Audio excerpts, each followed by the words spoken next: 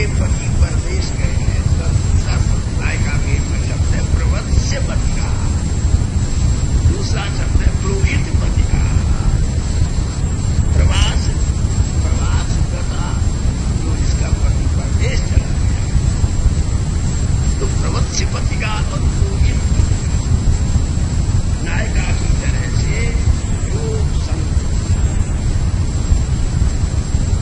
उसी भाव से जैसे सहेलियां बात करती हैं,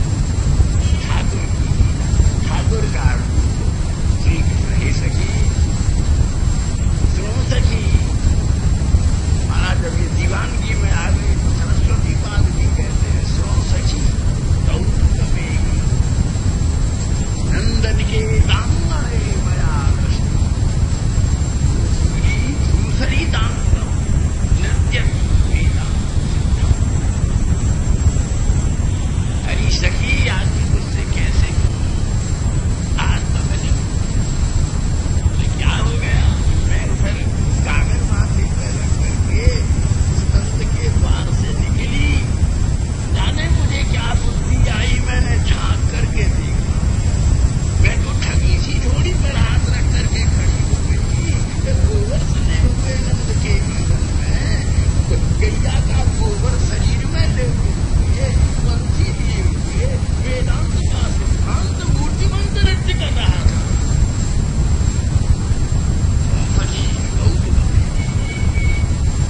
महाराज इसी यही वो गीता के भाष्य में आपको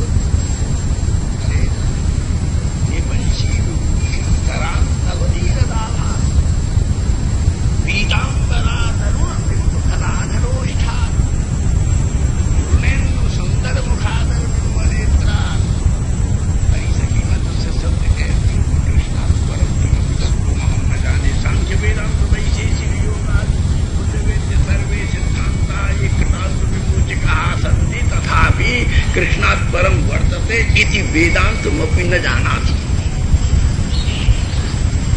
वेदांत भी इससे आगे है, ये वेदांत भी नहीं जानता। ये तत्व और ये वार्ता किसकी है? सखियों की वार्ता, प्रेमियों की। जो प्रेमी बैठे हमारा निकलता करें, अब नहीं रहा ये अब दुख की सीमा हो गई है। उद्धव जी ने खींच करके एक थप्पड़ अपने गाल पर मारा, मूर्ख श्रीमद् भागवत। मैं क्या करते हो? मैंने मानता ही नहीं है।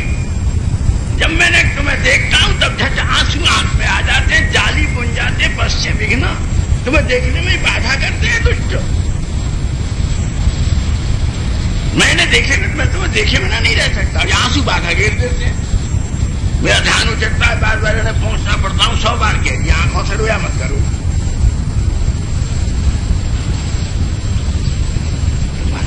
होंगे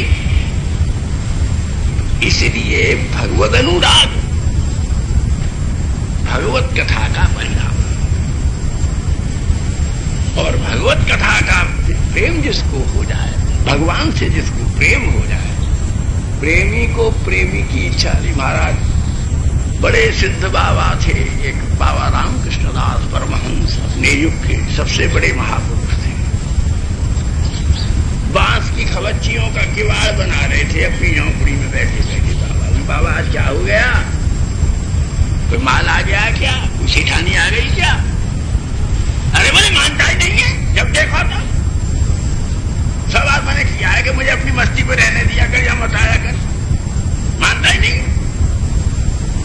जब देखो तब चला आता, मुझे अपराध लगता है नहीं। क्या अपराध लगता है? अरे बोले किशोरी जी को छोड़ के यहाँ आएगा, वो तड़फेगी, मुझे पाप नहीं लगेगा?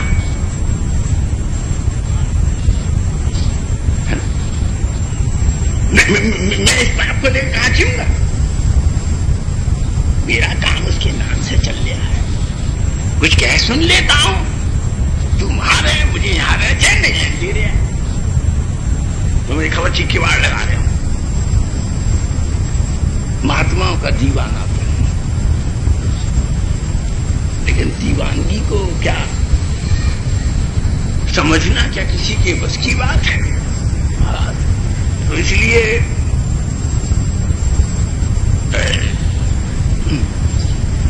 ये महाराज भगवत कथा एकमात्र उपाय है प्रतीक्षा कालिक बेला यापन करने के लिए और भगवत विषय प्रेम प्राप्त करने का। और भगवत नाम को जितनी पीड़ा, मार्मिक पीड़ा मिला करके उसका उच्चारण होगा अजामिलादि के उपाख्यान में, उसका वर्णन अनंत बार आप लोगों ने अनेक व्यासों के मुख से श्रवण किया है। तो भगवान मतंग ने जब ये बात कही तो फिर शबरी बड़ी कर और उसकी आंखों में आंसू हुआ, जरा भी पूरी आ गए।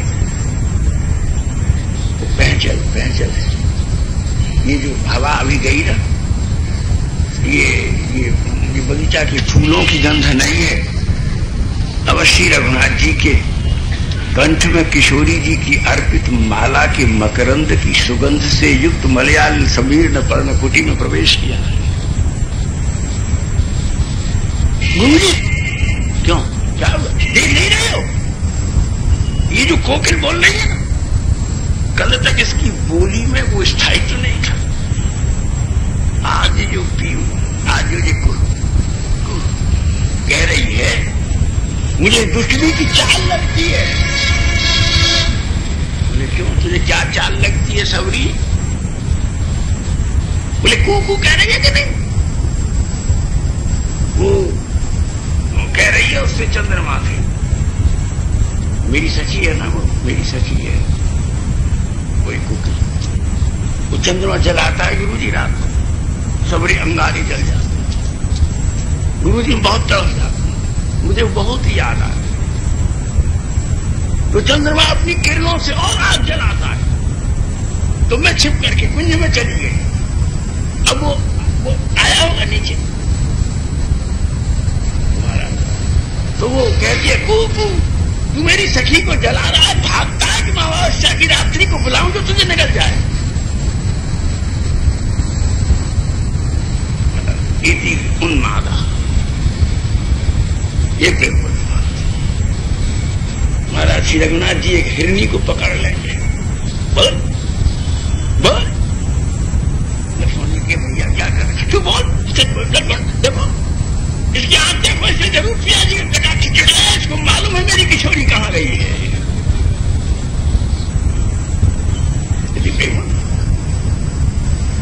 और यह आकुल व्याकुल अनुराग भी, जहां तक जो ज्ञान और समाधियों की संसिद्धि मनुष्य के जीवन का भूषण है, वहां इस प्रकार की रागात्मक भावनाएं भी मनुष्यता की कृतार्थता है,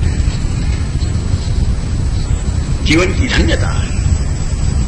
और ये क्षण कैशोर्य में जिसको उपलब्ध नहीं हुए, उसने इस हाड़ मास को जैसे कोई पूजा की थाली कुत्ते चाट लेते हैं, ऐसे विषयों ने शरीर चाट लिया, इससे गोविंद की अर्चा नहीं हुई,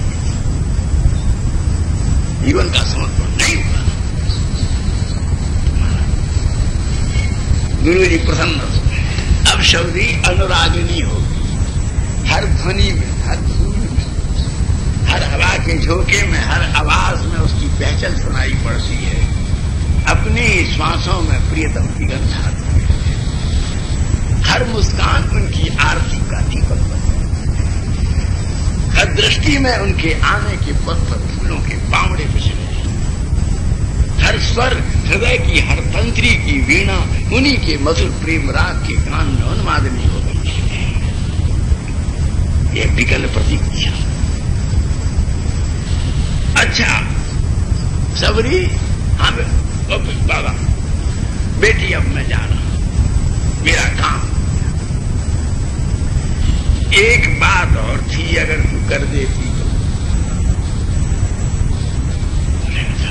क्या कर? बोले रघुनाथ जी आएंगे,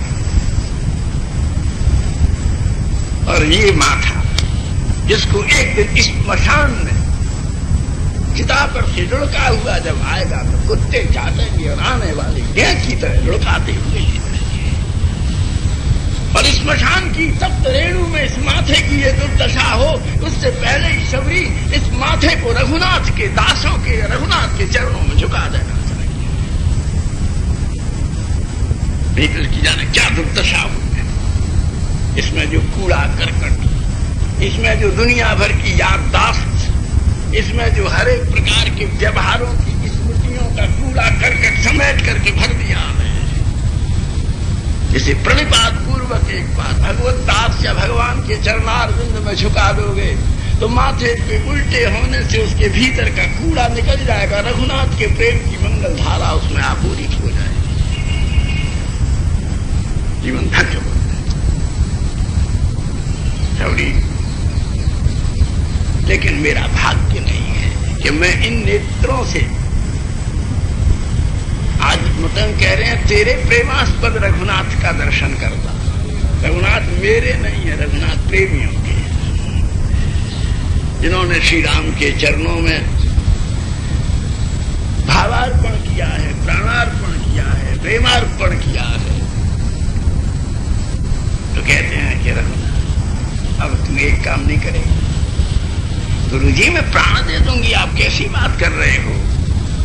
ये सब वैभव मुझे, न मैंने तप किया, न मैंने साधन किया, न अभ्यास किया, न अध्यास किया, न संयम किया, न नियम किया, न आराधन किया, न अर्चना की, न अध्ययन किया, न अध्यापन किया, लेकिन ये इतना बड़ा विराट योगींद्र दुर्लभ वैभव मुझे गुरु चरण कृपा से सहज प्राप्त हो गया। ये गुरु महिमा की कथा है। ये रीझे हुए गुरु की दुर्बलता है। ये मुझे सब गुरु कृपा से प्राप्त। आप जो आज्ञा करो सो करो। बोले केवल एक कि जब रघुनाथ जी आए, देख तू प्यार में भूल जाएगी, तू पागल हो जाएगी उनको देख करके, क्योंकि अतीव सौंदर्य लावण्य माधुर्य है। अभिनय ना अभिराम रघुराम, परंतु तेरी उपकृति के बिना प्रेम का रस नहीं मिलेगा। तुझे इतनी बड़ी गुरु का, शिष्य का, श्रोता का, पुत्र का, सबका धर्म है कि जिसकी उस उपकृति का ज्ञापन करें। बदला नहीं, कीमत कोई नहीं दे सकता। जो भी कुछ करते हैं उपकृति ज्ञापन है। तुझे भी मेरे प्रति कुछ उपकृति इससे तेरा मेरे ऊपर, मेरा तेरे ऊपर कोई एहसान न रहे, कोई ऋण न रहे। तो बोले क्या करूं गुरुजी, जो आप कहो तो करूं। बोले जब रघुनाथ जी आए जरा अपने को संवरण करके पहली मेरी प्रणाम रघुनाथ के चरणों में अर्पण कर दो। देख तू भूल जाए। नहीं गुरुजी मैं प्राण दे दूंगी, मैं याद भी नहीं रखूंगी कि मैं शबरी हूं। मैं राम से साफ कह दूंगी कि मैं भगवान मतंग की शिष्या और उनकी प्रतिनिधि अपने महान गुरु की ये प्रणाम आपको अर्पित कर रही हूं।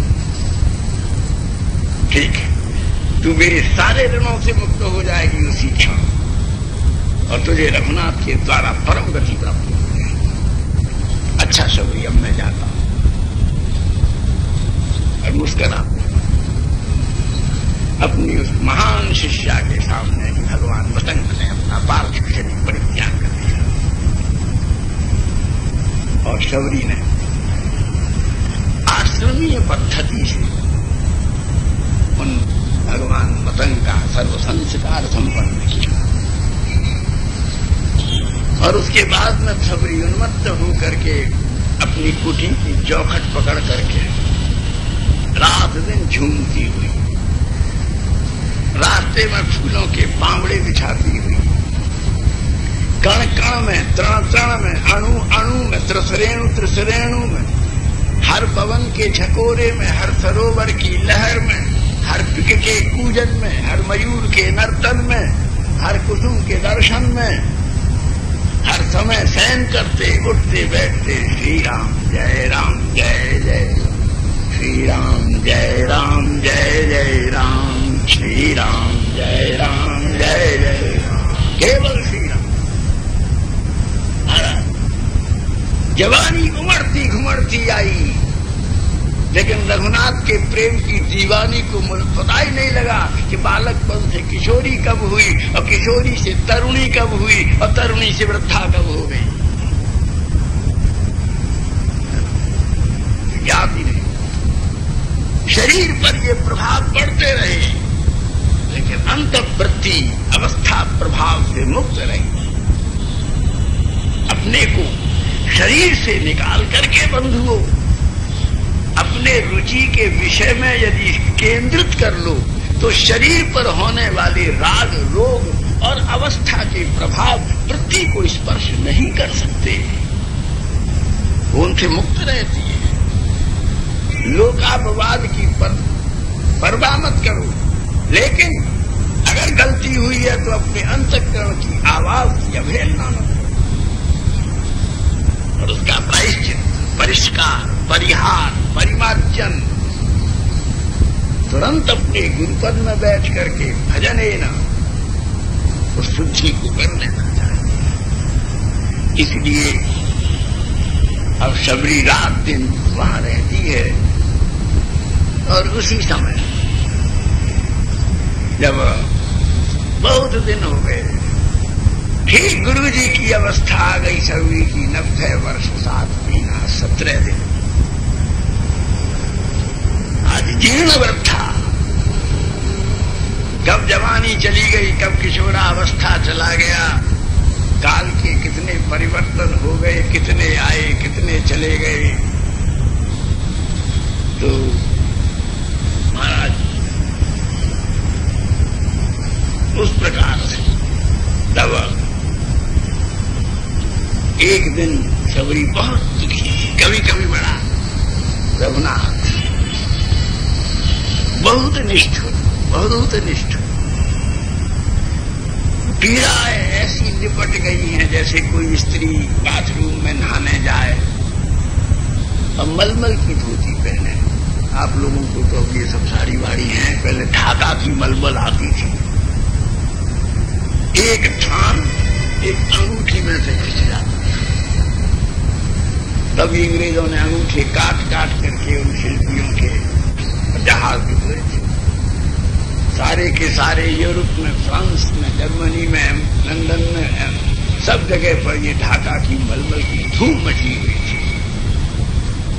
बड़ी पतली, पुराने घरों में कोई ने गला गलाया, वो ढाका की मलमल कभी कभी निकलती है तो महाराज उसकी पारी इतनी सी पैकेट बनती है, इतनी सी, 40 गज का थान निकलता, ऐसे याद आता। और समाना सस्ते थे महाराज, क्या पूछो। वो मलमल आती थी उस समय 2 पैसा गज। पश्मीना, जर्मनी का पश्मीना जो आज किसी कीमत पर बाहर नहीं आता था, वो 7 आना का जाता। हमने एक चेस्ट से मंगाया था 4 रुपया 12 आना का, लाहौर में जब पढ़ते थे यूनिवर्सिटी में, अभी तक रखा था वो एग्जीबिशन में। 5000 में नहीं बन सकता वो पश्मीना नहीं। तो महाराज समय की वो मलमल की, तो हम यहाँ कह रहे थे उस मलमल की धोती को पहन के कोई बेटी, कोई मैया नहाए तो पानी के गिरते ही वो शरीर में लिपट जाती, और जितना उसे सुलझा वो लिपटती जाती। तो महाराज मलमल के कपड़े की तरह से प्रेमियों के मन से पीड़ा लिपट जाती, तो जितना सुलझाते हो वो लिपटती जाती। तो शबरी की भी यही, एक दिन बड़ी दुखी हो गई, बड़े निष्ठुर, बड़े निर्मम, बड़े निर्मोही, सवरे शब्द कह दिए। निरंकुश लोग कहते हैं करुणामय, मैं मरी जा रही हूं, जली जा रही हूं, तड़प रही हूं। इतने लोग भी एक झलक दिखा देते तो तुम्हारा क्या बिगड़ जाए। ये कह करके आंखें मीजी, खोली तो देखा सामने श्री लखनलाल जी के साथ में श्री राघवेंद्र खड़े हुए थे।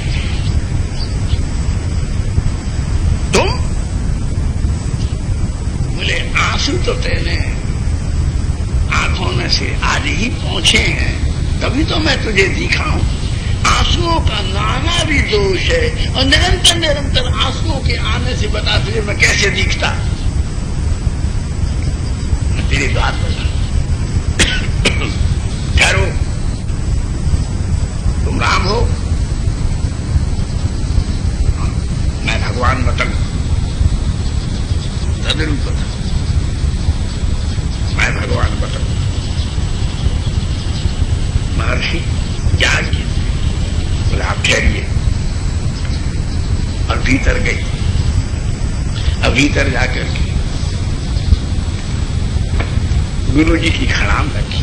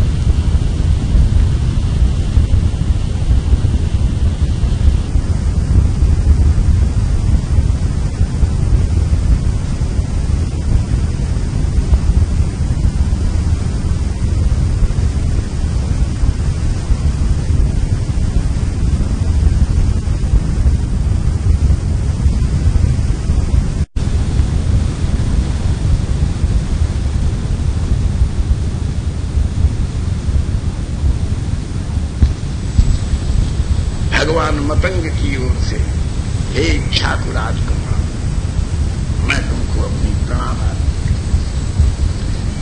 भगवान राघवेंद्र ने साष्टांग प्रणाम किया, भगवान मतंग को हम दोनों किया। हंस के बोली जैसे कोई पागल, और गुरु जी इससे बड़ी उन्मत्तता का, उन्माद का कोई दूसरा क्षण नहीं होता। इस मिलन बेला से बढ़कर के उन्माद कुछ नहीं होता। लेकिन मैंने देखो याद करके पहली प्रणाम भी आपको अर्पित की है, और आपके ही स्वरूप में आविष्ट होकर के की है। आप अब मेरी उपकृति से प्रसन्न हो जाइए गुरुदेव। अब मैं रघुनाथ जी का दर्शन करने के लिए जा रही हूं। मुझे रघुनाथ के चरणों की परम गति प्राप्त हो, आशीर्वाद करो गुरुदेव। ये कहकर के और शबरी अपनी स्कूटी से निकली। महाराज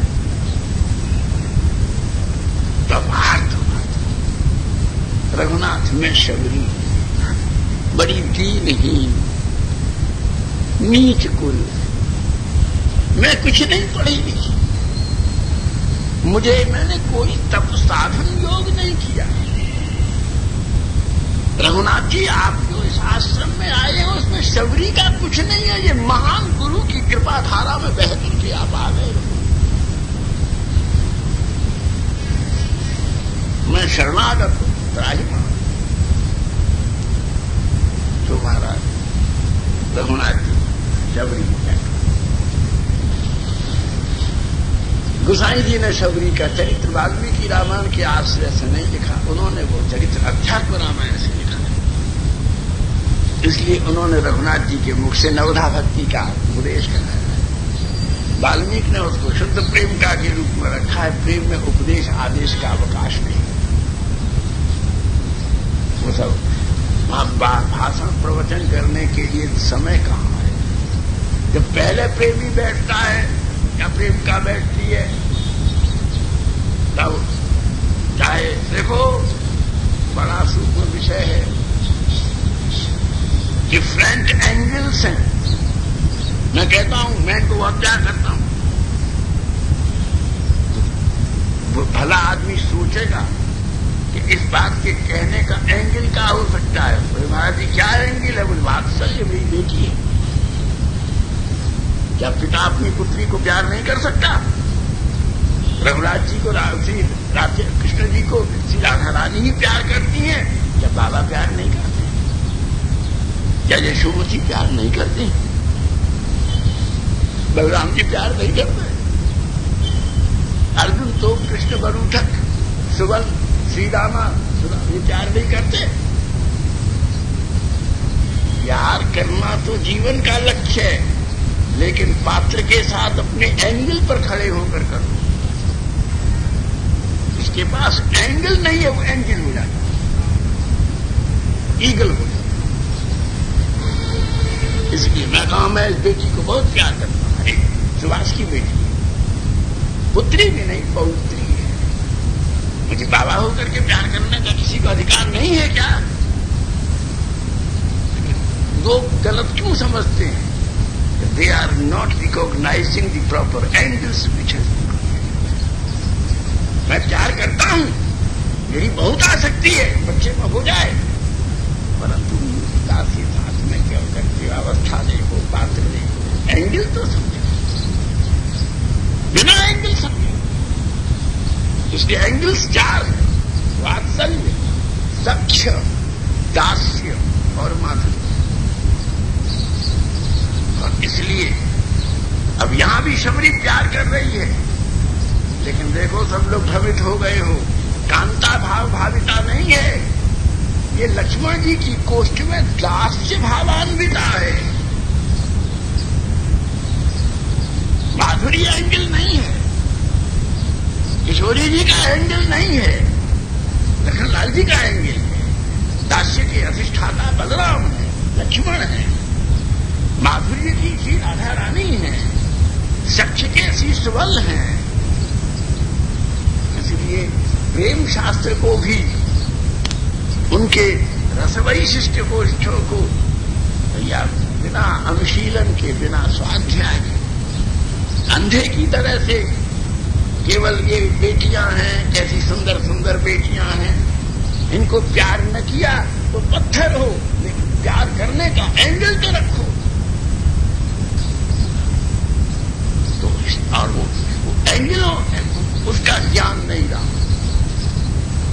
केवल आज पाश्चात्यों ने, क्योंकि उनके पास एंगल्स नहीं, हमारे पास नहीं।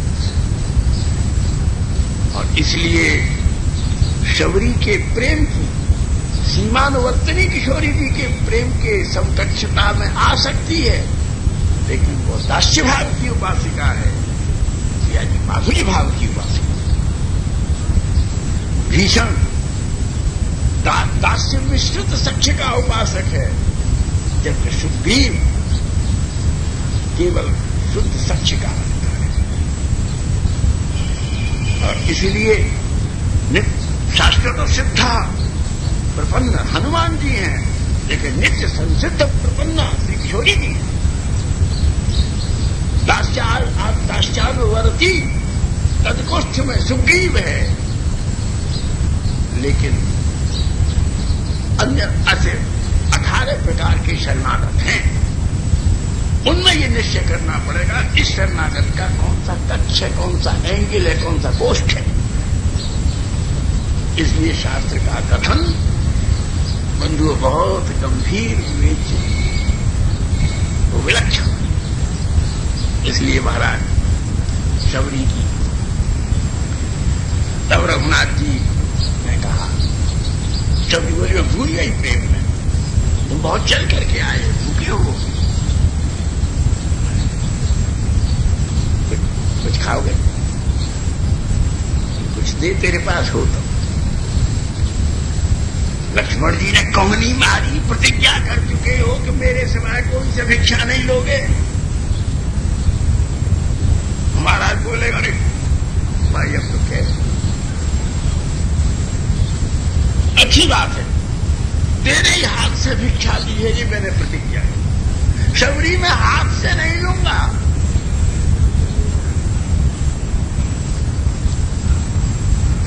इसमें जाति पाति का दोष है, इससे हमने कितनों की इज्जत लूटी है, कितनों का शासन किया है, कितनों के आगे हाथ पसार करके असत धन का ग्रहण किया है।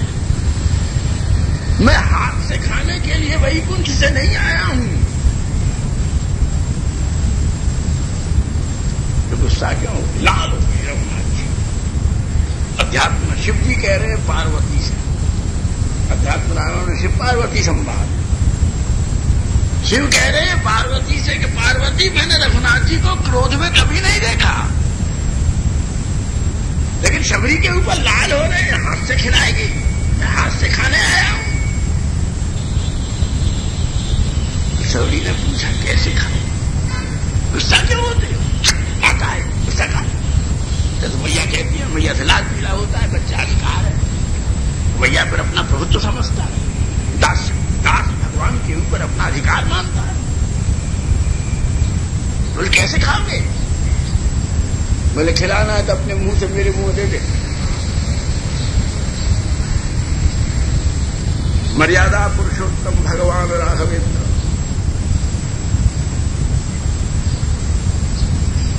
शबरी चर्वित स्थिवर विश्रिता, उस बेर को खा।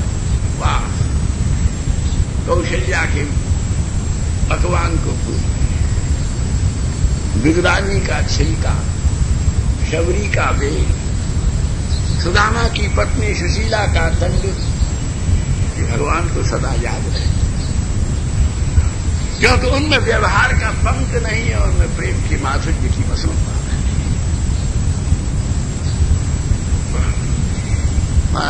वाल्मीकि में नहीं है, अन्यत्र है। एक बेर लक्ष्मण जी को दिया, देखो कैसा मीठा पेड़ है, लक्ष्मण जी ने उसको फेंक दिया, ठीक शबरी का जूता भी। वही जाकर के द्रोणगिरी पर्वत पर संजीवनी बनकर के पैदा हुआ, जो शक्ति के समय खा करके जीवन भैया झूठा खाना बुरा है, लेकिन अति प्रेमी का झूठा भी न खाया तो याद करिए उससे बढ़िया स्वादिष्ट पदार्थ भी प्राप्त होता है। लेकिन आमतौर पर हम एक बात कहते हैं, हर एक गुरु हर एक महात्मा का तुम चरणामृत धोकर पीते हो, झूठा खाते हो, ये अनर्थ है। केवल बहुत बड़े विश्वास और बहुत बड़े बात में ही ऐसा होना चाहिए, नहीं तो झूठा तो सब खाओ, लेकिन नारायण प्रसाद, भगवान नारायण का चरणामृत, भगवान नारायण के समर्पित उनका प्रसाद ही मनुष्य को अपने जीवन में संसेवन करना चाहिए। इस प्रकार भैया श्री रघुनाथ जी बड़े प्रसन्न हो गए, बोले शबरी तुझे बहुत आनंद है, मेरा भी मन तेरी कुटी से जाने को नहीं करता, लेकिन परिस्थिति बड़ी टेढ़ी है। तुम्हारी परिस्थिति, बोले किशोरी जी का कोई हरण करके, स्वामिनी का, हाँ। तो शबरी बोली तब तो मैंने बड़ा अपराध किया, आपको इतनी देर रोक करके रखा अपने स्वार्थ में, मैंने इतनी देर में तो आपको और अन्वेषण कर जाओ, था जल्दी जाओ, एक सेकंड ठहरो, एक सेकंड आगे बढ़ जाओ। और ये कह करके शबरी उठी, बोले नेत्रों से तुम्हें देखा, इन कानों से तुम्हें सुना, इन होठों से तुम्हारा नाम लिया, इन बाहुओं से तुम्हारे चमन छुए, अब इस शरीर का क्या होगा, जय श्री राम कह करके शबरी ने प्रणाम करके वही शरीर त्याग दिया। और शरीर त्याग करके और शबरी ने क्या भगवान रघुनाथ जी ने महाराज इतनी अंत्येष्टि अपने हाथ से कर, शबरी का भी अंतिम संस्कार सब रघुनाथ जी ने अपने हाथों से किया। और फिर मार्ग पूछते हुए ऋषिमुख पर्वत की ओर चले, जहां पर्वत शिखर के ऊपर हनुमान जी महाराज बैठे हुए थे। अब भैया आज और लंका कांड तक श्री हनुमान जी महाराज के चरित्र हैं, और शबरी के चरित्र को कुछ मस्ती में ज्यादा कह गए, अब चरित्र बहुत रह गए, लेकिन कोई बात नहीं, सब हनुमान जी संभालेंगे। समुद्र लंघन करते हैं, हनुमान जी की कृपा से हम भी चरित्र समुद्र लाभ लेंगे। और इस प्रकार अब संध्या के समय जैसा मदन लाल जी ने अभी अभी आपको सूचित किया कि आज का सत्र सब हनुमान जी की अनोखी कथा है भैया। देखो रात रोज आएंगी, दिन भी आएंगे, दुकानों पर ग्राहक भी आएंगे और घरों में रिश्तेदार भी आएंगे। परिस्थितियां भी आएंगी और प्रारब्ध भी आएंगे, अनुकूलताएं भी इखलाती हुई आएंगी और प्रतिकूलताएं भी अंगड़ाइयां लेती हुई जीवन में आएंगी, लेकिन सत्संग के ये मधुर क्षण दोबारा नहीं आएंगे। ये अलौकिक भगवत कथा श्रवण। और इसलिए क्योंकि फिर बोले फिर कथा नहीं कुछ होगी, जाने ये भंगी आएगी कि नहीं आएगी, इस भंगी का विलास होगा कि नहीं होगा। उस समय की कथा किसी और चरित्र पर जम जाएगी। तो ऐसे थोड़े 18,000 श्लोक हैं, लाखों चरित्र, हर वक्त कथा क्यों नवीन होती है, कभी दृष्टि किसी पर, कभी दृष्टि किसी पर। और यही कला है, यही शिल्प है। तो इसलिए बंधुओं, संध्या को 4 बजे से और सुंदर कथा होगी। कल भी प्रातःकाल भी कथा होगी। रावण आदि को मार करके संध्या को श्री रघुनाथ जी पहुंच जाएंगे, दरबार होगा।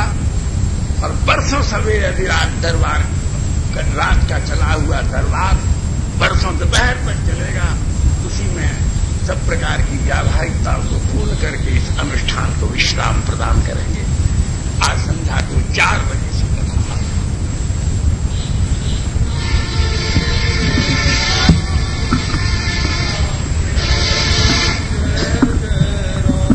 सीताराम जय सीताराम, जय सीताराम, सीताराम जय सीताराम।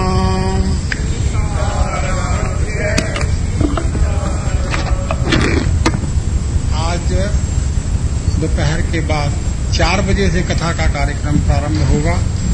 आप सादर आमंत्रित हैं। आपको अभ्यास है 5 बजे तक आने का। आज 4 बजे पधारिए, रविवार है। और सुंदर जैसे पूज्यपाद महाराज श्री ने कहा, हनुमान जी के दिव्य चरित्र का श्रवण करने के लिए, सांगोपांग श्रवण करने के लिए ठीक 4 बजे आप लोग यहाँ पर आ जाएं। 3:45 से 4 बजे तक महामंत्र और संकीर्तन, और ठीक कथा 4 बजे प्रारंभ हो जाए।